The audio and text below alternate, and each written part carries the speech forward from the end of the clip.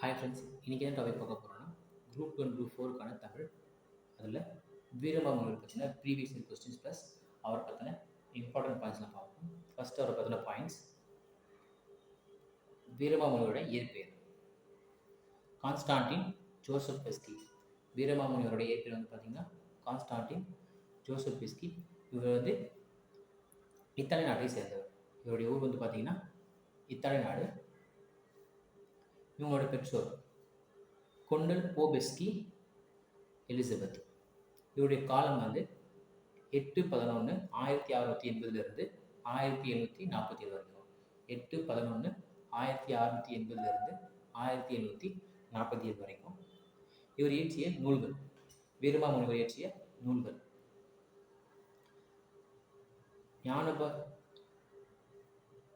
ஞானோபதேசம், பரமார்த்த குருகதை, சதுரகராதி, திருக்காவலூர் கலம்பகம், தொன்னூல் விளக்கம், தேம்பாவணி, கித்தேரி அம்மன் அம்மானை, வேதியர் ஒழுக்கம், செந்தமிழ் இலக்கணம், கொடுந்தமிழ் இலக்கணம். இதெல்லாம் இவர் இயற்றிய நூல்கள். இவருடைய சிறப்புகள் பார்ப்போம். வீரமாமுனிவருக்கு தமிழை கற்றுக் கொடுத்தது யாருன்னு பார்த்தீங்கன்னா, வீரமாமுனிவருக்கு தமிழை கற்றுக் கொடுத்தவர் மதுரை சுப்ரதீப கவிராயர். வீரமாமுனிவருக்கு தமிழை கற்றுக் கொடுத்தவர் யாருன்னா மதுரை சுப்ரதீப கவிராயர். வீரமாமுனிவர் வந்து பார்த்தீங்கன்னா திருச்சி சந்தா சாஹிப்பிடம் திவானாக பணிபுரிந்தார். யார்கிட்ட திவானாக பணிபுரிஞ்சிருக்காருன்னா திருச்சியில் இருக்க சந்தா சாஹிப். திருச்சி சந்தா சாஹிப்பிடம் திவானாக பணிபுரிந்தவர். சதுரகராதியில் வீரமாமுனிவர் வந்து 96 வகை சிற்றிலக்கியங்களை பற்றி பாடியிருக்காரு. சதுரகராதியில் 96 வகை சிற்றிலக்கியங்களை பற்றி வீரமாமுனிவர் பாடியிருக்காரு. கலம்பகம், அம்மானை முதலிய சிற்றிலக்கியங்களை இயற்றியவர் வீரமாமுனிவர். கலம்பகம், அம்பானை இந்த சிற்றிலக்கியங்களை இயற்றியவர் வீரமாமுனிவர். கான்ஸ்டான்டின் என்ற இத்தாலிய சொல்லுக்கு அஞ்சாதவன் என்ற பொருள். அவருடைய பேர் வந்து பார்த்துருப்போம், கான்ஸ்டான்டின் ஜோசப் பெஸ்கி. இந்த கான்ஸ்டான்டின் அப்படின்ற சொல்லுக்கு என்ன பொருள்னா அஞ்சாதவன் என்று பொருள். எனவே வந்து பார்த்தீங்கன்னா அவரோட பெயரை தைரியநாதன் என்று மாற்றிருப்பார். தைரியநாதன் அல்லது தைரியநாத சாமி என்று மாற்றிக்கொண்டிருப்பார். தமிழ் எழுத்து வரி வடிவத்தை திருத்தி எழுத்து சீர்திருத்த மேற்கொண்டிருப்பார். தமிழ் எழுத்து வரி வடிவத்தை திருத்தி எழுத்து சீர்திருத்த மேற்கொண்டிருப்பார். யோசப் அல்லது சூசே அல்லது ஜோசப் என்ற பெயரை பலன் என்று தமிழ்படுத்தியவர் வீரமாமுனிவர். யோசப் அல்லது சூசை அப்படின்னா ஜோசப் என்ற பெயரை பலன் என்ற தமிழ்படுத்தியவர் வீரமாமுனிவர். பரமார்த்த குருகதை முதல் இந்த பரமார்த்த குருகதை தான் இவருடைய முதல் நகைச்சுவை நூல். பரமார்த்த குருகதை வந்து பார்த்தீங்கன்னா இவருடைய முதல் நகைச்சுவை நூல்.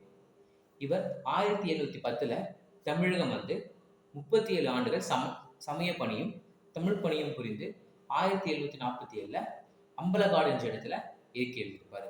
1710 தமிழகம் வராரு. 37 ஆண்டுகள் சமய பணியும் தமிழ் பணியும் புரிந்து 1747 அம்பலக்காடு என்ற இடத்துல இயற்கை எழுதுகிறார். இவர் இத்தாலியம், லத்தீன், கிரேக்கம், எபிரேயம், தமிழ், தெலுங்கு, சமஸ்கிருத மொழிகளை அறிந்தவர். இதை பற்றின பாயிண்ட்ஸ் இவ்வளோதான். இப்போ அவரை படுத்த கொஸ்டின்ஸ் பார்ப்போம். ஞான கண்ணாடி என்ற சமய நூலை எழுதியவர் யாருன்னு கேட்குறாங்க. ஞான கண்ணாடி என்ற சமய நூலை எழுதியவர் வீரமாமுனிவர்.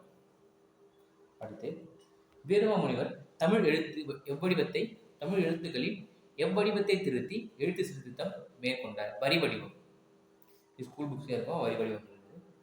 வீரமாமுனிவர் இயற்றிய நூல்கள் தேம்பாவணி தான் அவர் இயற்றிய நூல்கள். மிச்சம் மூணுமே கிடையாது. சதுரகராதி என்னும் நூலை இயற்றியவர் வீரமாமுனிவர். தமிழின் முதல் அகராதியான சதுரகராதியை இயற்றியவர் வீரமாமுனிவர். இப்படி கூட கொஸ்டின் கேட்கலாம். தமிழின் முதல் அகராதின்னு கேட்டாங்கன்னா அது வீரமாமுனிவர் இயற்றிய சதுரகராதி. அடுத்து, தமிழில் எகர ஒகர வரிசை எழுத்துக்களில் புள்ளிகளால் ஏற்படும் குழப்பங்களை கலைந்தவர் யாருன்னா வீரமாமுனிவர். இதுவும் ஸ்கூல் புக்ஸ்ல இருக்கும். தமிழ் எழுத்துக்களை சீர்திருத்தம் செய்யும் வகையில் எகர ஒகர வரிசை எழுத்துக்களில் புள்ளிகளால் ஏற்படும் குழப்பங்களை கலைந்தவர் வீரமாமுனிவர். தமிழில் சதுரகராதி என்னும் அகர முதலியை வெளியிட்டவர் யாருன்னு கேட்கிறார்.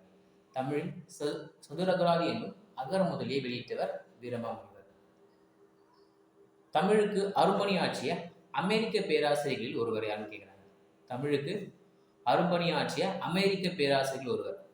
இல்லையா? யாரும் பார்த்தீங்கன்னா ஜேம்ஸ் பிராங்கா.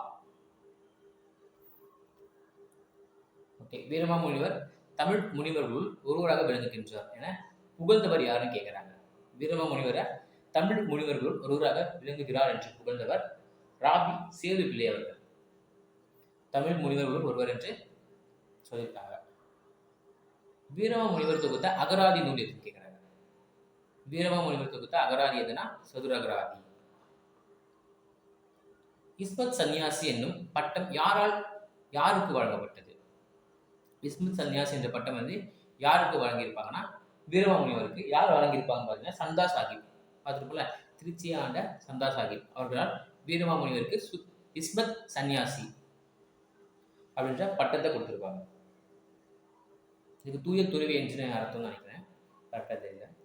ஓகே, அடுத்து திருக்குறளின் அறத்துப்பால் பொருட்பால் இரண்டையும் லத்தீன் மொழியில் மொழிபெயர்த்தவர். லத்தீன் மொழி மொழிபெயர்த்தவர் வீரமாமுனிவர். அதுவும் 2 மட்டும்தான், அறத்துப்பால் பொருட்பால். பரமார்த்த குருகதை என்னும் நகைச்சுவை நூலை எழுதியவர் வீரமாமுனிவர். இல்லை, முதல் நகைச்சுவை நூல் எதுன்னு கேட்டாங்கன்னா பரமார்த்த குருகதை. ஆசிரியரும் ஏற்று நூல்கள் கேட்டிருக்காங்க. வீரமாமுனிவர் இப்போதான் பார்த்துருப்போம். பரமார்த்த குருகதை கரெக்டாக இருக்கு. தேவநேய பாவனர், தமிழ் திருமணம், திருவிக்கா சைவ திரவு, பெருஞ்சித்திரனார், தமிழ் சோலை. இதான் பொருந்தாத இணை.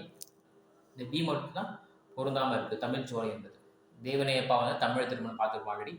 திருவிக்கா சைவ திரவு, பெருஞ்சித்திரனார், தமிழ் சோலை என்பது கரெக்டாக பொருந்தலை. முதலாக சதுரகராதி என்னும் அகர முதலியை வெளியிட்டவர் வீரமாமுனிவர். வீரமாமுனிவர் திருக்குறளை எந்த மொழியில் மொழிபெயர்த்தார் பார்த்தீங்கன்னா லத்தீன். கார்முக சனி கூசக்கடுத்தவர் வரக்கன் என்ற சீர்முகத்திலவல் பின்னர் திறத்ததன்னமே வேளா என்ற வரிகள் எழுதியவர் வீரமாமுனிவர். இது புதுசா இருக்கு.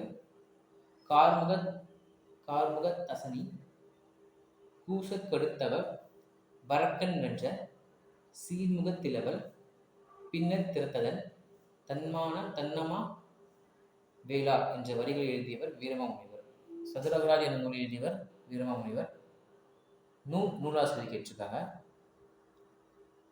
தொன்னூல் விளக்கம் வீரமாமுனிவர். தொன்னூல் விளக்கம் வீரமாமுனிவர். மனுமுறை கண்ட வாசகம், இது வந்து ராமலிங்க அடிகள். நலவெண்பா புகழேந்தி புலவர். திருக்கோவையாறு மாணிக்க வாசகர். திருக்கோவையாறு என்ற நூல் எழுதியவர் மாணிக்க வாசகர்.